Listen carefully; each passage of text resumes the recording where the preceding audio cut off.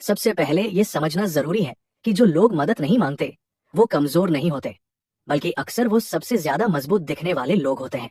वो वही लोग होते हैं जो हर किसी की तकलीफ सुनते हैं, हर किसी के लिए हाजिर रहते हैं, हर किसी की जिंदगी में एक मजबूत सहारे की तरह खड़े रहते हैं। लेकिन जब खुद की बारी आती है तो वो एक दीवार खड़ी कर लेते हैं। और उस दीवार के पीछे क्या है, यही आज हम समझेंगे। साइकोलॉजी में इसे सेल्फ रिलायंस पैटर्न कहते हैं। ये वो स्वभाव है जहां एक इंसान खुद को इस तरह ढाल लेता है कि उसे किसी की जरूरत नहीं है। लेकिन ये स्वभाव अचानक नहीं बनता, ये बनता है उन सब पलों से जो इस इंसान ने अपनी जिंदगी में झेले हैं।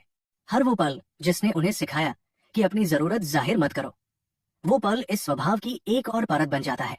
पहली और सबसे गहरी वजह है बचपन में मिला जवाब। जब हम बच्चे होते हैं तो हम स्वाभाविक रूप से मदद मांगते हैं। हम रोते हैं, बताते हैं कि हमें कुछ चाहिए। लेकिन अगर उस वक्त हमें यह सुनाई दिया, रोना बंद करो, इतनी छोटी बात पर कोई नहीं रोता, तुम बड़े हो गए हो, खुद संभालो, तो हमारा दिमाग एक सबक सीख लेता है। वो सबक ये है कि जरूरत जाहिर करना गलत है, कि मदद मांगना कमजोरी की निशानी है। और एक बार ये सबक बचपन में दिमाग में बैठ जाए तो ये बड़े होने के बाद भी वैसे ही काम करता रहता है। वो बच्चा बड़ा होकर एक ऐसा इंसान बन जाता है जो हर चीज अकेले संभालने की कोशिश करता है, चाहे वो हालात कितने भी भारी क्यों न हो।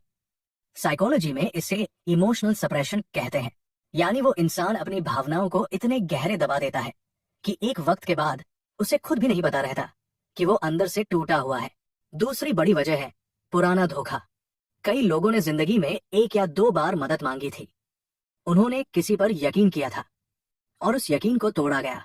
या तो उनकी बात को गंभीरता से नहीं लिया गया, या उन्हें परखा गया, या जिससे उन्होंने मदद मांगी उसने उनकी कमजोरी का फायदा उठाया। उस एक पल ने उनके अंदर ये फैसला पक्का कर दिया, अब कभी नहीं मांगूंगा।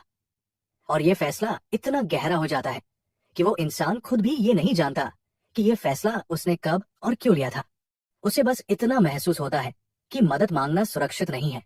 साइकोलॉजी में इसे बिट्रियल ट्रॉमा कहते हैं, जहां यकीन टूटने का दर्द इतना गहरा होता है कि इंसान दोबारा उस रास्ते पर जाने से डरने लगता है। तीसरी वजह है पहचान का सवाल। कुछ लोगों के लिए अकेले सब कुछ करना उनकी पहचान बन जाती है। उनके घर में, उनके दायरे में, उनकी जगह पर सब लोग उन्हें उस इंसान के रूप में जानते हैं जो हर मुश्किल खुद सुलझाता है। और जब ये छवि एक बार बन जाती है तो मदद मांगना उन्हें अपनी पहचान तोड़ने जैसा लगता है। उन्हें डर होता है कि अगर उन्होंने मदद मांगी तो लोग उन्हें अलग नजरिए से देखने लगेंगे। वो मजबूत इंसान की जगह एक कमजोर इंसान बन जाएंगे, कम से कम दूसरों की नजरों में। और ये डर उन्हें चुप रखता है हर उस रात जब वो अकेले बैठकर अपनी तकलीफ से लड़ रहे होते हैं। यही डर उनके मुंह पर ताला लगाए रखता है। अब तक आपने जो समझा वो सिर्फ वो वजह थी जो इस स्वभाव को जन्म देती है। लेकिन असली सवाल यह है कि ये स्वभाव उस इंसान की जिंदगी को अंदर से कैसे खोखला करता जाता है, और वो खुद इसे कभी महसूस क्यों नहीं कर पाता। ये जानना जरूरी है, क्योंकि यहाँ से साइकोलॉजी और भी गहरी हो जाती है। चौथी वजह है बोझ बनने का डर। ये बात सुनने में बहुत साधारण लगती है, लेकिन ये उन लोगों की सबसे बड़ी तकलीफ है जो मदद नहीं मांगते। वो ये नहीं सोचते कि मुझे मदद नहीं चाहिए, वो ये सोचते हैं मैं किसी पर बोझ नहीं बनना चाहता। उनके दिल में ये धारणा बहुत गहरी होती है कि उनकी तकलीफ दूसरों पर जिम्मेदारी डाल देगी, कि उनके दुख से किसी और की जिंदगी भारी हो जाएगी। और इसीलिए वो मुस्कुराते रहते हैं, वो कहते रहते हैं सब ठीक है। वो दूसरों की तकलीफें सुनते हैं, उनके लिए वक्त निकालते हैं, लेकिन खुद की बात होती है तो वो विषय ही बदल देते हैं। साइकोलॉजी में इसे हाइपर इंडिपेंडेंस कहते हैं। और ये कोई ताकत नहीं है, ये एक ऐसा जख्म है जो मजबूती का रूप धारण कर लेता है। पांचवी वजह है नियंत्रण की जरूरत। जो लोग मदद नहीं मांगते उनमें से बहुत लोग गहराई में इस विचार से डरते हैं कि अगर मैंने किसी से मदद मांगी तो नतीजा मेरे हाथ में नहीं रहेगा। वो चाहते हैं कि हर चीज उनके काबू में रहे। जब वो खुद काम करते हैं तो उन्हें यकीन होता है, जब किसी और पर निर्भर होते हैं तो उन्हें बेचैनी होती है। ये बेचैनी वाकई में उन गहरे पलों से आती है जब जिंदगी उनके काबू से बाहर हो गई थी। साइकोलॉजी में इसे control as a coping mechanism कहते हैं। यानी वो इंसान ये मानकर चलता है कि अगर सब कुछ मेरे हाथ में है तो मुझे तकलीफ नहीं होगी।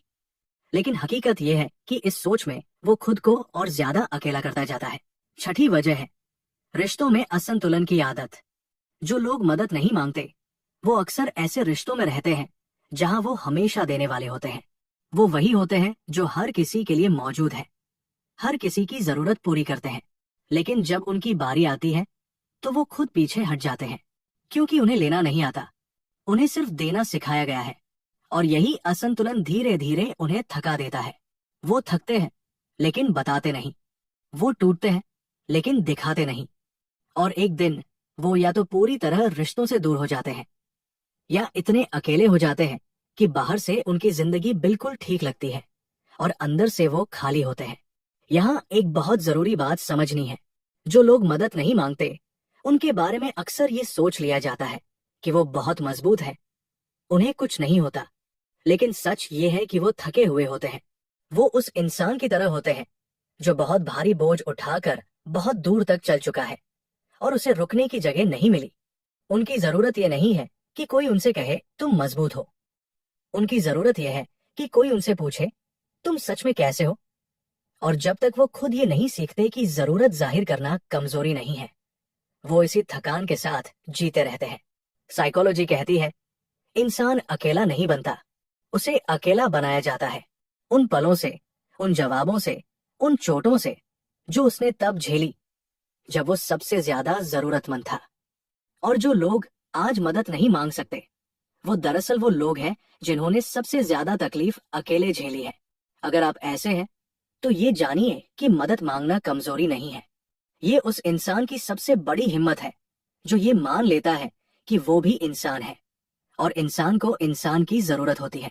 और अगर आपकी जिंदगी में कोई ऐसा इंसान है तो उसे जज मत करिए, उसके पास जाइए, उससे पूछिए, क्योंकि वो आपका इंतजार नहीं कर रहा, लेकिन शायद उसे आपकी सबसे ज्यादा जरूरत है। अगर ये वीडियो आपको अपने किसी करीबी की याद दिला गई तो नीचे कमेंट करिए। और अगर ये बात आपने खुद अपने अंदर महसूस की तो भी जरूर बताइए।